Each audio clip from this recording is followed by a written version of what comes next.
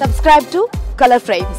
గత కొంతకాలంగా టెస్ట్ మ్యాచ్లో టీమిండియా ప్రదర్శన అంతంత మాత్రంగానే ఉంది. న్యూజిలాండ్తో స్వదేశంలో జరిగిన 3 మ్యాచ్ల టెస్ట్ సిరీస్ను 3-0తో కోల్పోయి తీవ్ర విమర్శల పాలైంది. ఇప్పుడు బోర్డర్ గవాస్కర్ సిరీస్లోని మొదటి టెస్టులో గెలిచిన భారత్ రెండో టెస్టులో ఓడిపోయింది. అంటే గత 5 టెస్ట్ మ్యాచ్ల్లో 4 టెస్టుల్లో టీమిండియా ఓడిపోయింది. ఇప్పుడు వరల్డ్ టెస్ట్ ఛాంపియన్షిప్లో టీమిండియా ఫైనల్ చేరడం చాలా కష్టంగా మారింది.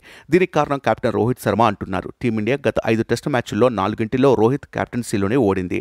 అయితే బిజిటి తొలి టెస్ట్ మ్యాచ్లో రోహిత్ ఆడలేదు. బుమ్రా సారథ్యంలో భారత్ తొలి టెస్ట్ గెలిచింది. అడిలైడ్ వేదికగా జరిగిన పింక్ బాల్ టెస్టులో రోహిత్ శర్మ అటు కెప్టెన్గా ఇటు బ్యాటర్గా దారుణంగా విఫలమయ్యాడు. 2 ఇన్నింగ్స్ల్లో సింగిల్ డిజిట్కే పరిమితమయ్యాడు.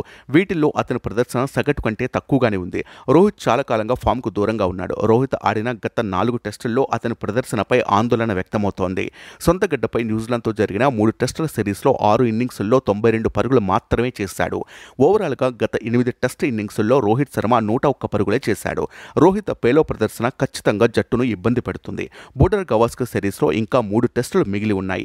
ఈ 3 టెస్టుల్లో బ్యాట్స్మెన్గా కెప్టెన్గా రోహిత్ విఫలమైతే ఈ ఫార్మెట్కు వీడ్కోలు పలకాల్సిందేనని సీనియర్ క్రికెట్ విశ్లేషకులు సూచిస్తున్నారు. పెర్త్ టెస్టులో అద్భుతమైన విజయాన్ని అందించిన బుమ్రాకు టెస్ట్ కెప్టెన్సీ ఇవ్వాలని కోరుతున్నారు. అభిమానులు కూడా రోహిత్ ప్రదర్శనను పాజిటివ్గా తీసుకోలేకపోతున్నారు. ఇన్నాళ్ళు హిట్మ్యాన్ పేలో ప్రదర్శనపై నోరు మెదపనప్పటికీ ఇప్పుడు విమర్శలు ఎక్కుపెడుతున్నారు. 37 ఏళ్ల రోహిత్ 65 టెస్టుల్లో 12 సెంచరీలతో 4280 పరుగులు చేశాడు. వీడియో మీకు నచ్చినట్లయితే ప్లీజ్ లైక్ చేయండి, షేర్ చేయండి, కామెంట్ చేయండి.